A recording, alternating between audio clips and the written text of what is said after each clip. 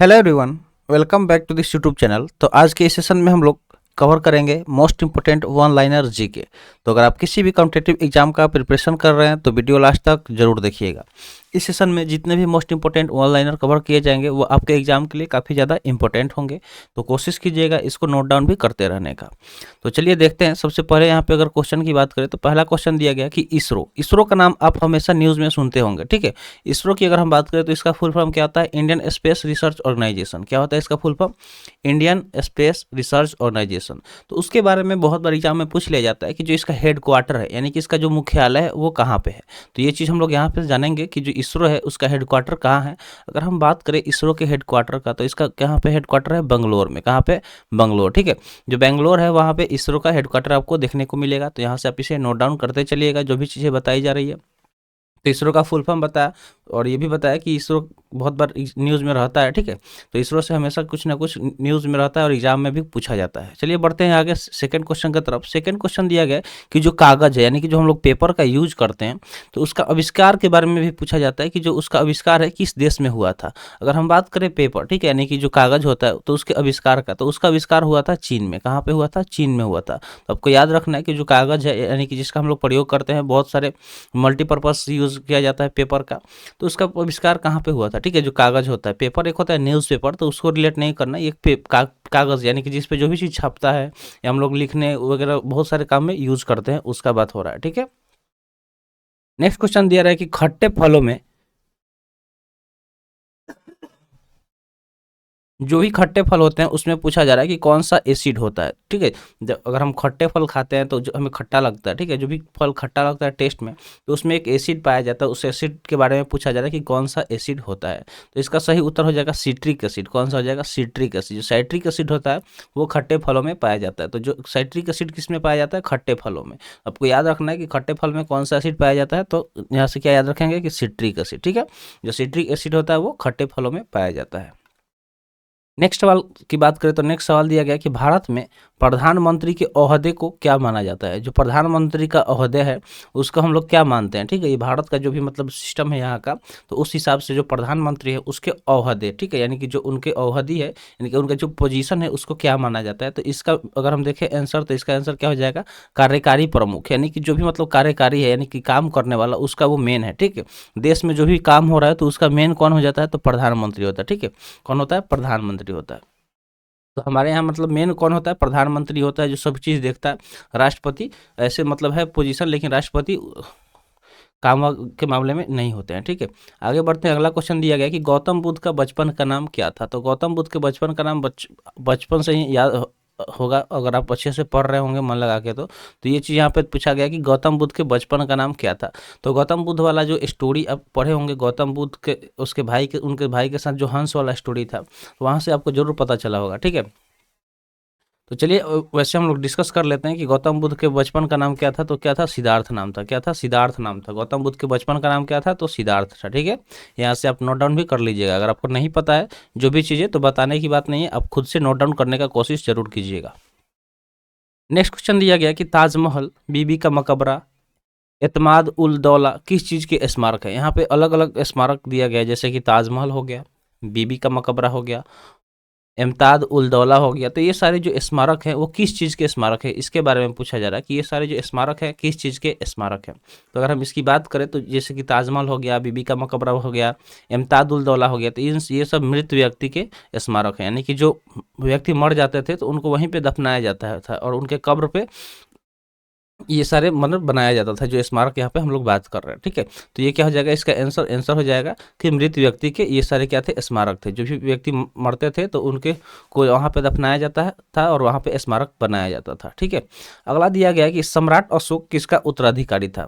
सम्राट अशोक के बारे में पूछा जा रहा है कि जो सम्राट अशोक थे वो किसके उत्तराधिकारी थे, ठीक है। जो सम्राट अशोक थे वो किसके उत्तराधिकारी थे। तो इसका सही उत्तर हो जाएगा बिंदुसार, ठीक है। जो बिंदुसार थे उसके अधिकारी कौन थे? तो सम्राट अशोक थे। सम्राट अशोक किसके उत्तराधिकारी थे? तो हो जाएंगे बिंदुसार, ठीक है। यहाँ से आपको याद रखना है। अगला दिया गया कि भारत में सशस्त्र बलों का सर्वोच्च सेनापति कौन होता है।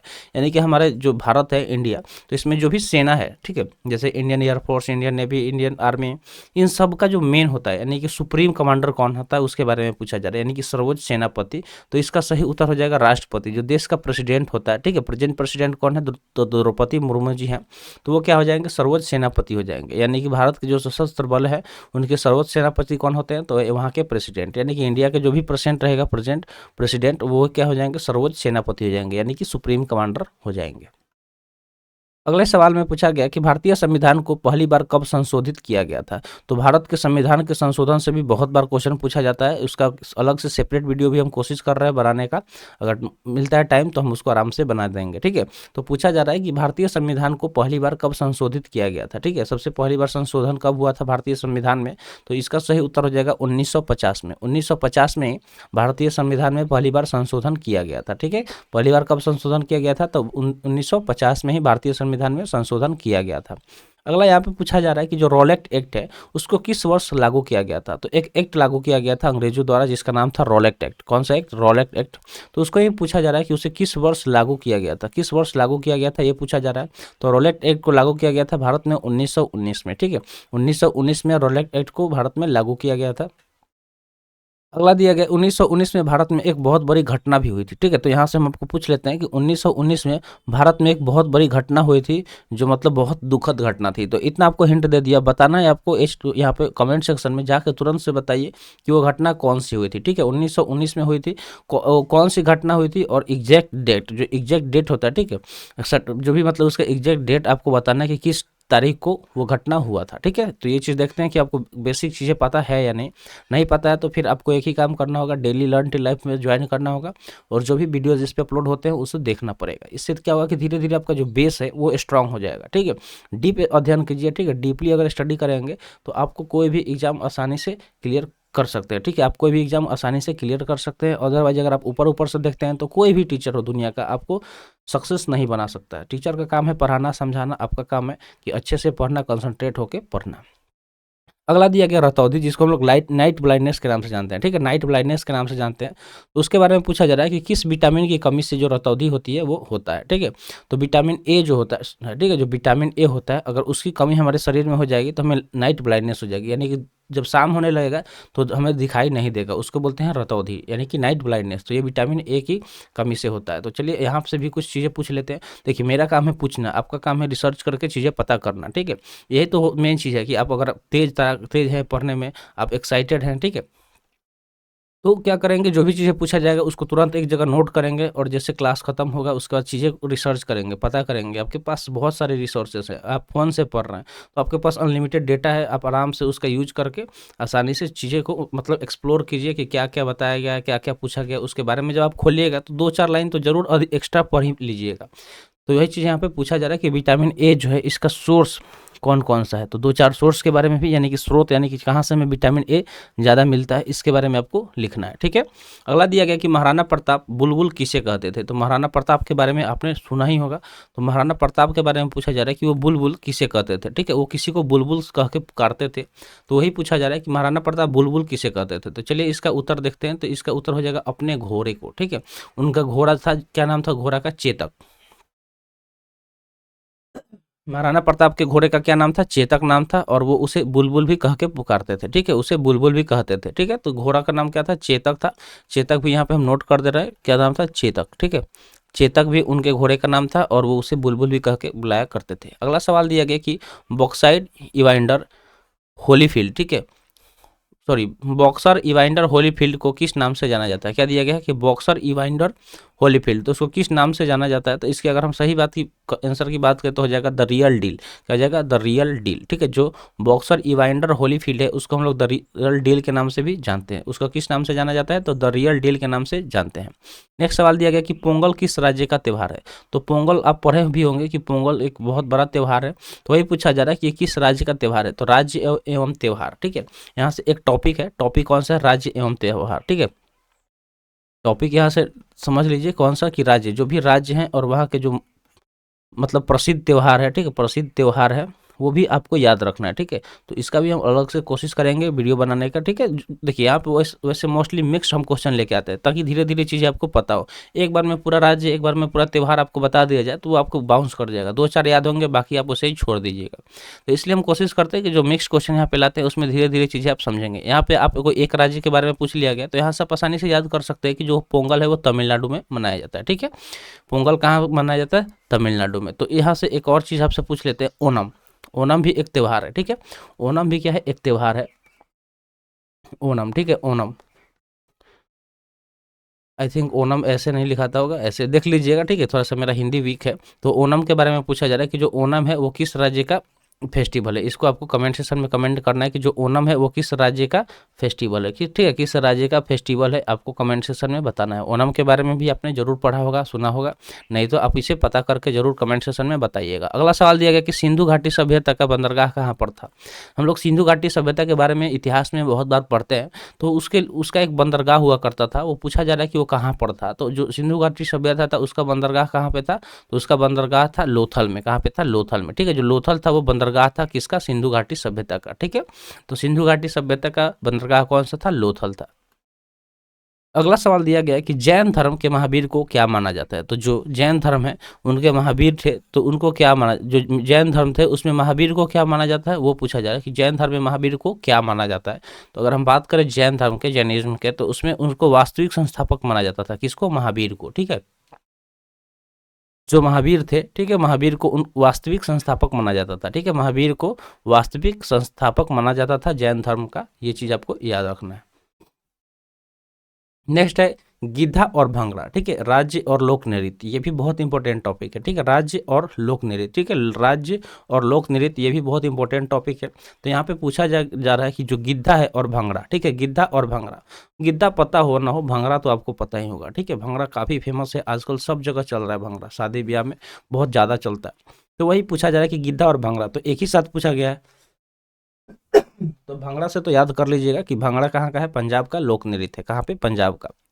लेकिन अब ये सिर्फ पंजाब में ही नहीं, पूरे भारत में चल रहा है, ठीक है। जहाँ भी शादी ब्याह हो तो वहाँ भंगड़ा जरूर से चलता है, एक बार एक राउंड उस पर डांस होता ही होता है, ठीक है। अगला सवाल यहाँ पे दिया गया है, सवाल क्या है कि जो मगध थे उसके उत्थान के लिए, मगध के उत्थान के लिए कौन सा शासक उत्तरदायी थे। तो मगध का उत्थान हुआ तो उसके लिए कौन सा शासक है जो उत्तरदायी है, यानी कि किसके वजह से मगध का उत्थान हुआ, ये पूछा जा रहा है। तो इसका सही उत्तर हो जाएगा बिम्बिसार। क्या हो जाएगा? बिम्बिसार। तो जो बिम्बिसार थे इनके वजह से ही मगध का उत्थान हुआ, ठीक है। मगध का उत्थान किसके वजह से हुआ? तो बिम्बिसार के वजह से हुआ। नेक्स्ट सवाल पूछा जा रहा है कि भारत में प्रोफेशनल टी20 क्रिकेट लीग को क्या कहते हैं। तो भारत में जो प्रोफेशनल टी20 क्रिकेट लीग होता है, सब कोई इसके चहेता है, सब कोई जब भी शुरू होता है ये टी20 लीग, प्रोफेशनल जो टी20 लीग होता है, तो सब कोई टीवी से चिपक जाता है, मोबाइल से चिपक जाता है और अपना दिन जब भी मैच शुरू होता है देखना शुरू कर देता है, ठीक है। और लोग लाखों रुपया इसमें इन्वेस्ट भी कर देते हैं और कमा भी लेते हैं, आपको पता ही होगा, बैटिंग करके, ठीक है। तो वो सब गलत चीज़ है, उसमें आप नहीं लगिएगा। अभी आप स्टूडेंट है, पढ़ाई कीजिए, मेन फोकस होना चाहिए आपको स्टडी करने में। हाँ, क्रिकेट मैच देखिए, उससे चीज़ें पूछी जाती है, करंट अफेयर्स में क्वेश्चन आता है तो देखिए, लेकिन ये नहीं कि बस देख लिए। बहुत सारे बच्चे ऐसे भी होते हैं कि क्रिकेट मैच देखे फिर उसका हाईलाइट्स देखेंगे, मतलब अपना टोटल टाइम उसी में इन्वेस्ट कर देंगे। तो ऐसा नहीं करना है, बस आपको एज ए न्यूज़ समझना है क्रिकेट को, ताकि आपको एग्जाम क्लियर हो जाए, ठीक है। आगे पूछा गया, तो ये पूछा गया कि भारत में जो प्रोफेशनल टी20 क्रिकेट लीग होता है उसको क्या जानते हैं? आईपीएल, इंडियन प्रीमियर लीग के नाम से हम लोग जानते हैं, ठीक है। आईपीएल यानी कि इंडियन प्रीमियर लीग के नाम से जानते हैं। तो चलिए यहाँ से एक बेसिक सवाल आपसे पूछ लेते हैं कि जो आईपीएल है, ठीक है, तो भारत में आईपीएल यानी कि इंडियन प्रीमियर लीग कब से शुरू हुआ था? शुरू कब किया गया था? किस ईयर में किया गया था, ठीक है। किस ईयर में किया गया था आपसे पूछा गया है। कमेंट सेक्शन में जरूर बताइएगा कि जो आईपीएल है भारत में कब, यानी कि कब से शुरू किया गया था, आपको बस ईयर बताना है, ठीक है।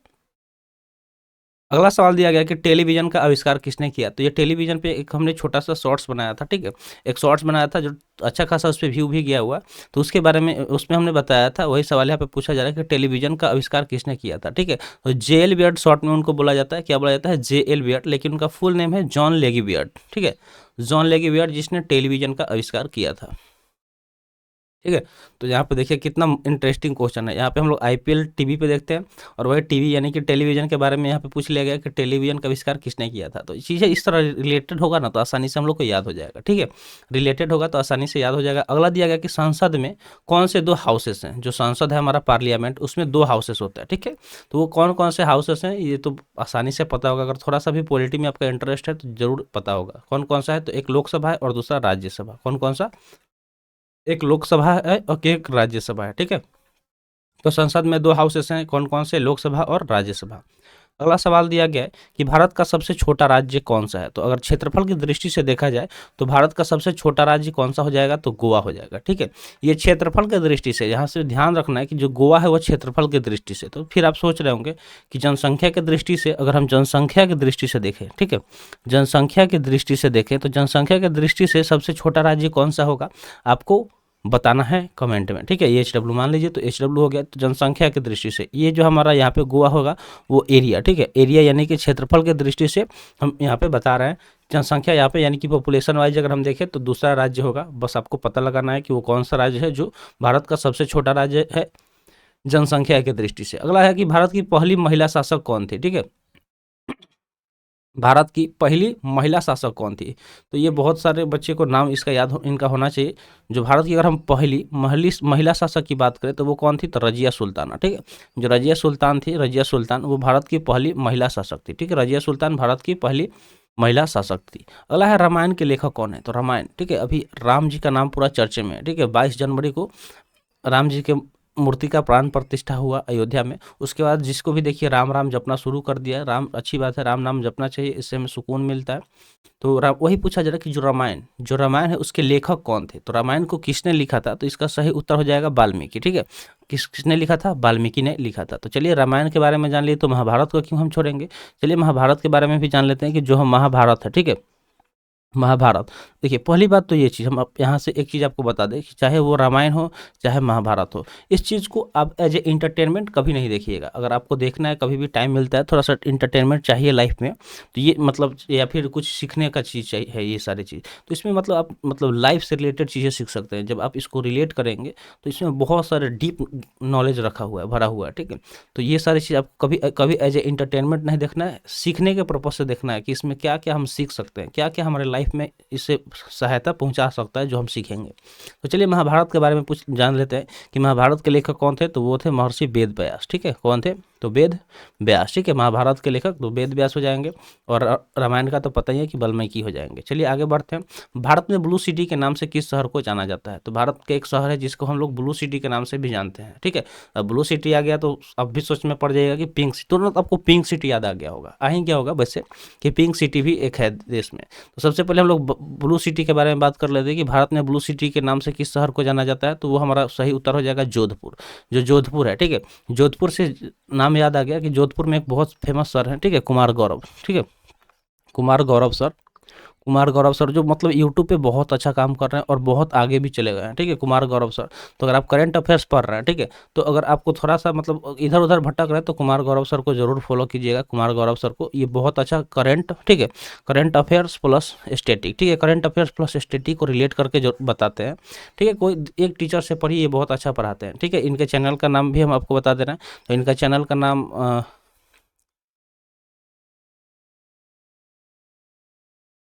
जो कुमार गौरव सर हैं, ठीक है, इनके, एक मिनट, तो कुमार गौरव सर के चैनल की अगर हम बात करें तो उत्कर्ष क्लासेस जोधपुर है। एक कॉल आ गया था इसलिए थोड़ा सा वीडियो पॉज करना पड़ गया था। ठीक है, उत्कर्ष क्लासेस जोधपुर है, उसमें जाइएगा तो करंट अफेयर्स आपको वहाँ पे देखने को मिलेगा। ठीक है, कुमार गौरव का जो चैनल का नाम है क्या है? उत्कर्ष क्लासेस जोधपुर, वहाँ से आप देखिएगा। ये सर बहुत फेमस है यूट्यूब पे, मतलब इनका जो टीचिंग, अगर हम बात करें टीचिंग में लाइव में, तो ये रिकॉर्ड है, ये रैंक 1 पे आते हैं। ठीक है, तो ये बहुत अच्छे सर है, जोधपुर से आपको बता दी। तो यहाँ पे हम लोग ब्लू सिटी की बात कर रहे थे, जोधपुर को ब्लू सिटी के नाम से जानते हैं। अगला सवाल यहाँ पे हम ये पूछेंगे कि पिंक सिटी, कौन सा सिटी? तो पिंक। ठीक है, ये कौन सा कलर है? पिंक कलर है। ठीक है, तो पिंक, और यहाँ पे सिटी। ठीक है, पिंक सिटी के नाम से किस शहर को जाना जाता है? चलिए यहाँ पे एक बेसिक क्वेश्चन पूछ लिया कि जो पिंक सिटी है उसको हम लोग मतलब कौन सा शहर है पिंक सिटी, ये पूछा जा रहा है। अगला सवाल यहाँ पे दिया गया है कि भारत में कौन सी नोट इशू सिस्टम फॉलो की जाती है। तो भारत में जो नोट इशू की जाती है उसके लिए कौन सा सिस्टम फॉलो किया जाता है वो पूछा जा रहा है, ठीक है। कौन सा सिस्टम फॉलो किया जाता है भारत में नोट इशू सिस्टम को लेकर, तो यहाँ पे सही उत्तर हो जाएगा मिनिमम रिजर्व सिस्टम। कौन सा हो जाएगा? Minimum reserve system. Minimum reserve system एक सिस्टम है जो भारत में नोट इशू को लेके फॉलो किया जाता है। तो आज के लिए इतना ही। आज आई होप आपको सेशन अच्छा लगा होगा। सेशन कैसा लगा कमेंट सेशन में जरूर बताइएगा। तो मिलते हैं फिर अगले वीडियो में। Thanks for watching. जय हिंद।